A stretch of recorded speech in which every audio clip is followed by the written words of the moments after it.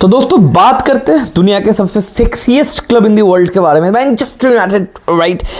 This Manchester United talking about. तो भाई Manchester United का ये ट्रांसफर विंडो अच्छा शुरू तो हुआ है।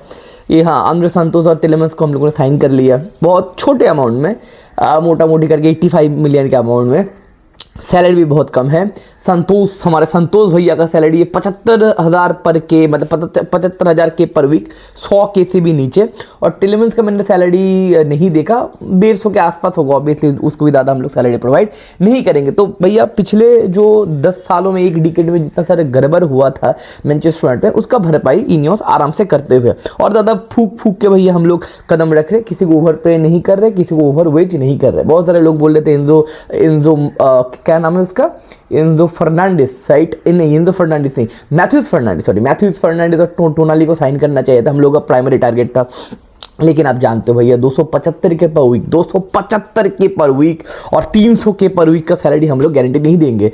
हमारे मैथ्यूज फर्नांडिस का 250 के पर वीक का सैलरी है, और आपको टोनाली का भैया 350 के का सैलरी है। उसके बाद 85 मिलियन, 95 मिलियन तो हम लोग फालतू में साइन नहीं करेंगे। चुआमिनी हम लोग का टारगेट था 100 मिलियन का, लेकिन चुआमिनी भैया कॉन्ट्रैक्ट साइन कर लिया, अब चुआमिनी का पत्ता कट चुका है। अब एक डिफेंसिव मिडफील्डर चाहिए, एथलेटिक मिडफील्डर चाहिए जो ग्रास कवर करेगा। ऑप्शन हमारे पास कार्लोस बलेबा है, मानू कोने है, एलेक्स स्कॉट है। मुझे लगता है कि मानू कोने फिर कार्लोस बलेबा में एक बंदा आएगा। मुझे मानू कोने के ऊपर ज़्यादा भरोसा नहीं है मेरे भाई, क्योंकि मैंने पर्सनली उसका मैच देखा नहीं है, डे इन डे आउट मैंने मैच देखा नहीं है। 2-3 मैच देखा है भैया, रोमा का भी मैंने 3-4 मैचेस देखे पूरे सीजन में। वो 4-5-6 मैचेस में भैया जज करना मुश्किल होता है भाई। 40-50 गेम देखना और 4-5 गेम देखना बहुत ज़्यादा अलग होता है। तो मानू कोने के ऊपर मेरा भरोसा नहीं, क्योंकि मैंने मैच नहीं देखा है, मेरा फॉल्ट है ये, ठीक है। कार्लोस बलेबा के ऊपर मेरा भरोसा है ऑब्वियसली, क्योंकि ये सीजन जो पिछला सीजन गया वो कार्लोस बलेबा का वाई याद गया है, लाइक, राइट। क्योंकि आप जानते हो कि पिछला सीजन 100 मिलियन का बिड वगैरह बातचीत चल रहा था, मैनचेस्टर पे आएगा, लेकिन वो डील कोलैप्स हो गया। एंड कहीं ना कहीं होता है, एक डील अगर आपका ड्रीम टारगेट अगर कोलैप्स हो जाता है तो आपका मेंटेलिटी थोड़ा सा गड़बड़ हो जाता है। लेकिन पिछला सीजन, इससे पिछला सीजन जो था वो कार्लोस बलेबा का काफ़ी बढ़िया था। कार्लोस बलेबा के ऊपर हम लोगों ने वीडियो बना भी है कि कार्लोस बलेबा भैया बॉल लेके थोड़ा आगे चला जाता है, थोड़ा कोचिंग की दरकार है, डिफेंसिव बंदे का अवेयरनेस का थोड़ा और भी ज़्यादा इंक्रीज करना पड़ेगा। विद द बॉल अच्छा है, बॉल कैरियर अच्छा है, एथलेटिक बंदा है, ग्रास कवर करता है। तो मुझे लगता है कि माइकल कैरिक के अंडर में कार्लोस बलेबा काम कर पाएगा।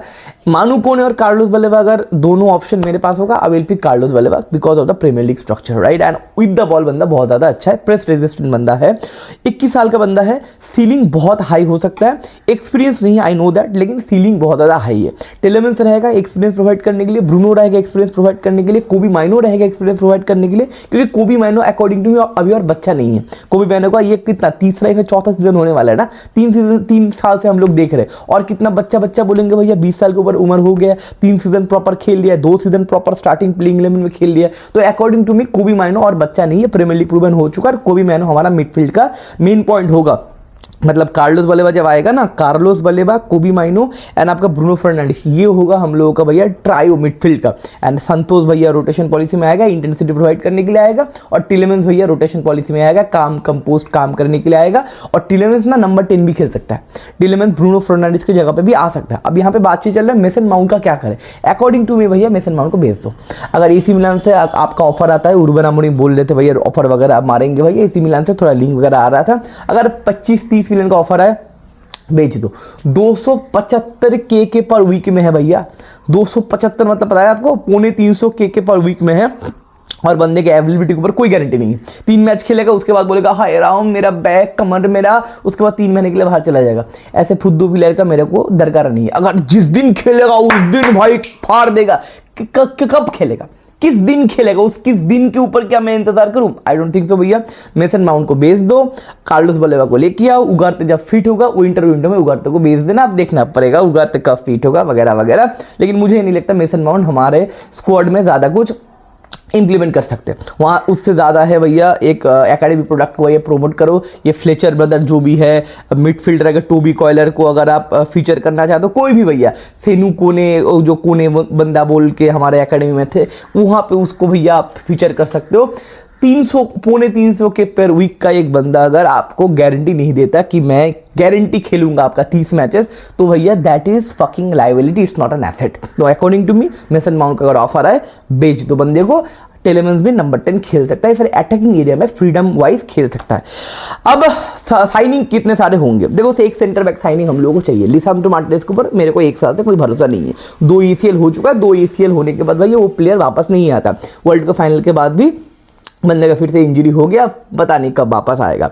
मैथ्यूज डिलीट भैया 1-2 महीने के लिए गया था पिछले साल के दिसंबर महीने में, अभी भैया 1 साल हो रहा है।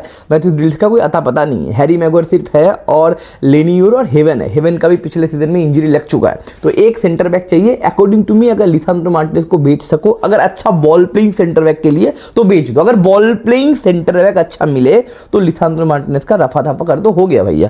4 साल में भैया अगर आप पिछले कितना 1 साल पहले साल में आई थिंक 40 के आसपास मैच दिया था, उसके बाद एक सीजन में 25-28 और 2 सीजन में ऐसा हुआ है भैया, एक सीजन में 15, एक सीजन में 12 ऐसा करके मैचेस वगैरह दिया। आप देख लेना, आपके सामने स्क्रीनशॉट आ जाएगा, मैं डाल दूंगा, मेरे पास अभी याद नहीं है। तो ये है लिसांड्रो मार्टिनेज का 4 साल का उसका गेम प्रोवाइड करने का औकात।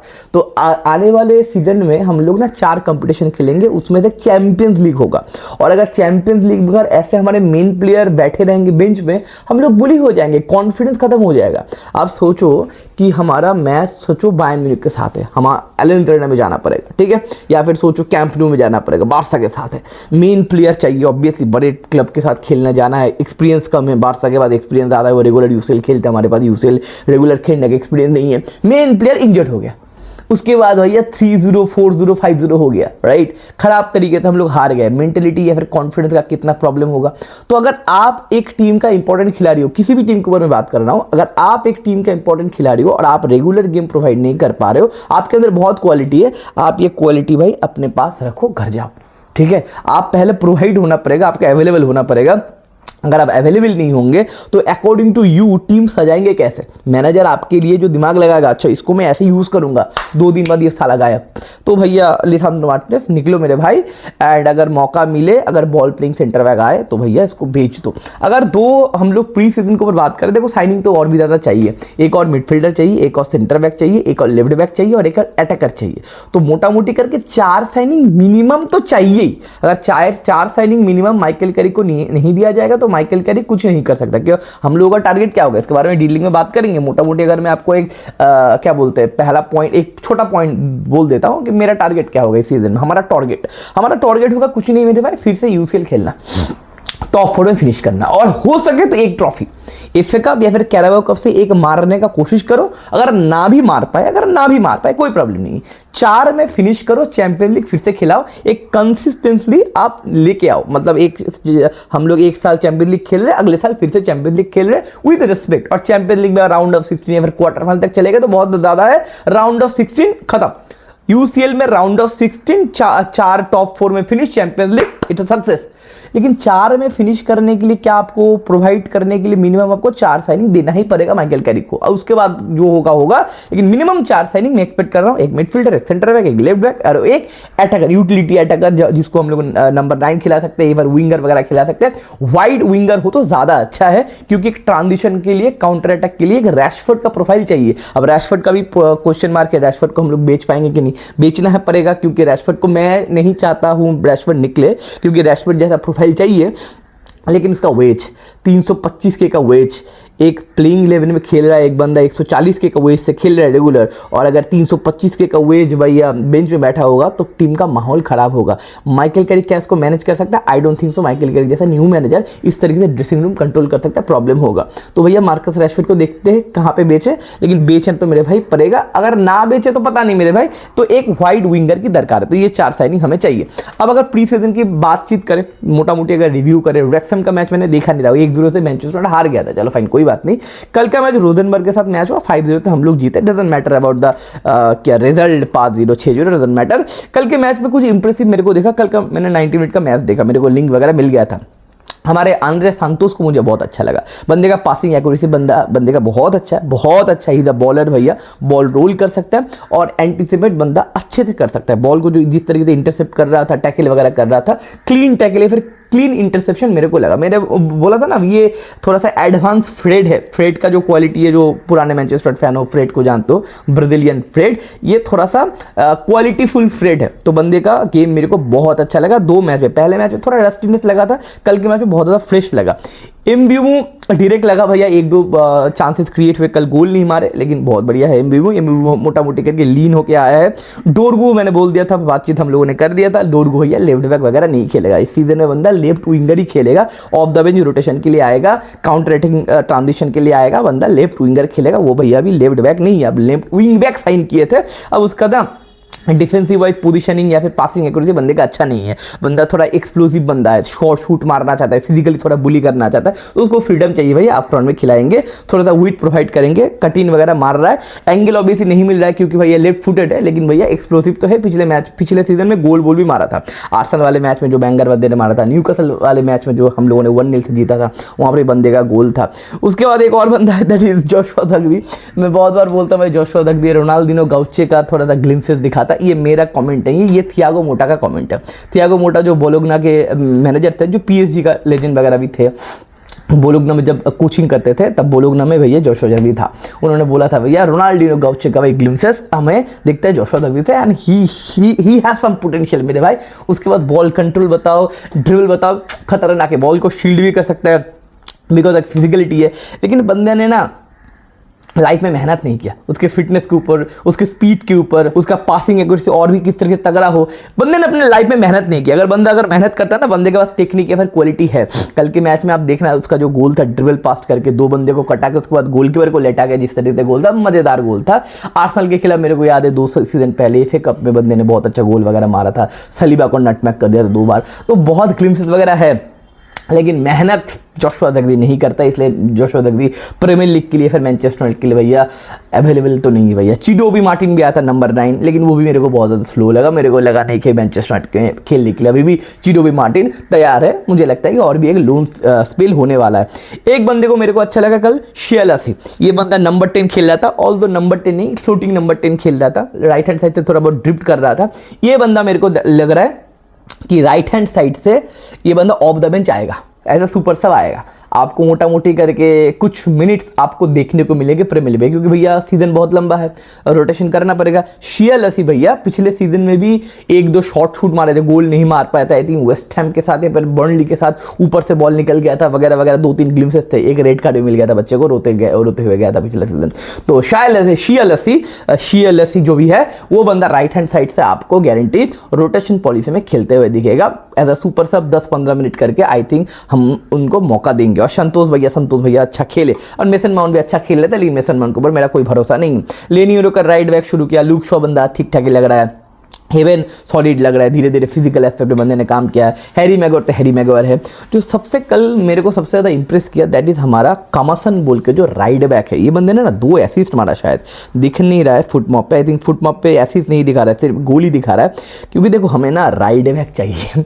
राइट बैक इस सीजन हम लोग साइन नहीं कर सकते क्योंकि हमारे पास ऑलरेडी 2 राइट बैक है, मजरावी या डियागो डालो, लेकिन क्वालिटी जब मजरावी खेलते तब लगता है डियागो डालो अच्छा है, जब डियागो डालो खेलता है तब लगता है मजरावी अच्छा है। तो ऑल दो मजरावी थोड़ा ज़्यादा अच्छा है, डियागो डालो टट्टी है, लेकिन ऑब्वियसली डियागो डालो अवेलेबल रहता है। तो राइट बैक ना हमारे पास ऑप्शन का प्रॉब्लम है, क्वालिटी का प्रॉब्लम है, और है हमारे पास 2 बड़े बड़े राइट बैक है, लेकिन क्वालिटी नहीं है दोस्त। ये जो हमारा कामासन बोल के जो बंदा है, कल के मैच में जो मैंने देखा, ग्लिम्स से देखा, ऑब्वियसली कम देखा मैंने भाई, 45 मिनट्स में जज करने का दरकार नहीं होता, ऑब्वियसली जज नहीं कर सकते, लेकिन बंदे का क्रॉस बताओ, 2 जो एसिस्ट बंदे ने दिया, एंड फिजिकल अपीयरेंस बताओ, बॉक्स के अंदर हाइट है बंदे का, थोड़ा सॉलिड दिख रहा है, फिजिकली थोड़ा टफ लग रहा है कि भैया क्या प्रीमियर लीग में हम लोग उसको डेब्यू करवा सकते हैं, क्वेश्चन मार्क है। ठीक है, तो एक राइट बैक मेरे को पॉजिटिव किया दृश्य कामासन। अब देखना पड़ेगा आने वाले और भी जो 3-4, अगला मैच एथलेटिको मैड्रिड के साथ होगा, उसके बाद AC मिलान कुछ है, लीड्स करके कुछ है, ऐसा 3-4 और भी प्री सीजन का मैच होगा। तो मेरे को ना ये कामासन बंदा देखना पड़ेगा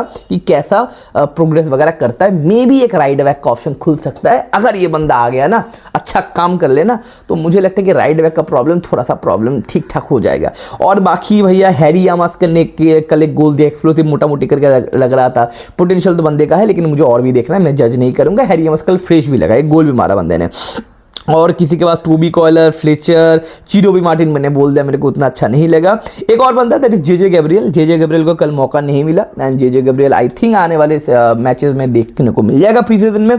बहुत एक्साइटिंग टैलेंट है, हम लोग बहुत बथेरे से इंतजार कर रहे थे जेजे गैब्रियल कैसा है भैया, बहुत हाइप सुना पिछले 2 साल से, यंग किड है, एक मतलब वंडर किड वगैरह है, तो वंडर किड सारे लोग है, अगर नथु वगैरह सारे लोग हम लोग वंडर किड बोल ही देते, तो देखना पड़ेगा। मैं बहुत ज़्यादा एक्साइटेड था, कल के मैच में टाइम मिलना चाहिए था या फिर प्लानिंग था पता नहीं।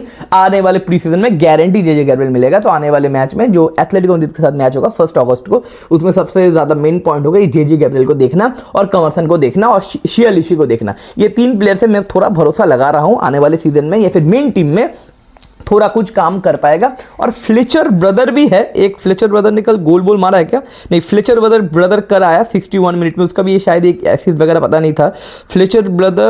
हाँ एक फ्लेचर ब्रदर आया था। तुम्हारा नाम क्या बेटा, तुम्हारा नाम है जैक फ्लेचर आया था नंबर 10 में या फिर मिडफील्ड में खेलने के लिए। अब देखना पड़ेगा, तो ये 4 प्लेयर का मोटा मोटी मामला है। ये 4 प्लेयर मे बी प्लेइंग 11 में या फिर स्क्वाड में इन्फॉर्म हो सकते हैं, और 4 साइनिंग हम लोग को मोटा मोटी करके चाहिए। और भी 3-4 प्री सीजन का मैच है, देखना पड़ेगा, उसके बाद धीरे धीरे करके बात करेंगे। तो आपको क्या लगता है कौन सा प्लेयर आना चाहिए या फिर कैसा लग रहा है आपको। एंड एक चीज मैं बोलना चाहूंगा कल के मैच से, कल का मैच जो मैंने देखा, ऑन द बॉल हम बहुत ज्यादा डायरेक्ट थे। हाँ ऑन द बॉल हम लोग भाई गोल मारने का कोशिश कर रहे थे, वर्टिकल बॉल निकालने की कोशिश कर रहे थे, लेकिन ऑफ द बॉल का ना मेरे को थोड़ा प्रॉब्लम लगा, अभी भी शेप में नहीं है।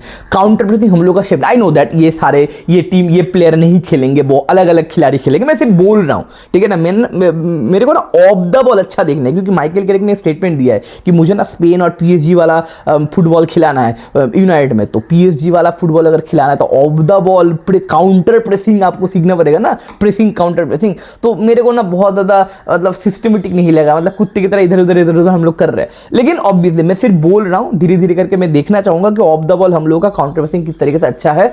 तो ये आने वाले 3 प्री सीजन में हम लोग डिस्कस करेंगे, और मैं प्री सीजन का थोड़ा वॉच भी करना शुरू करूंगा, क्योंकि बड़े टीम के साथ प्री सीजन होगा, एथलेटिको मैड्रिड बताओ, एसी मिलान बताओ, रूबेन अमोरिम डर्बी होगा। तो देखते भैया आपका क्या कमेंट है, आपका क्या रिएक्शन है प्री सीजन के बाद या फिर ट्रांसफर विंडो के बाद, नीचे कमेंट सेक्शन में जरूर लिखना। मिलते आने वाले वीडियो में, टेक केयर, बाय बाय, शू।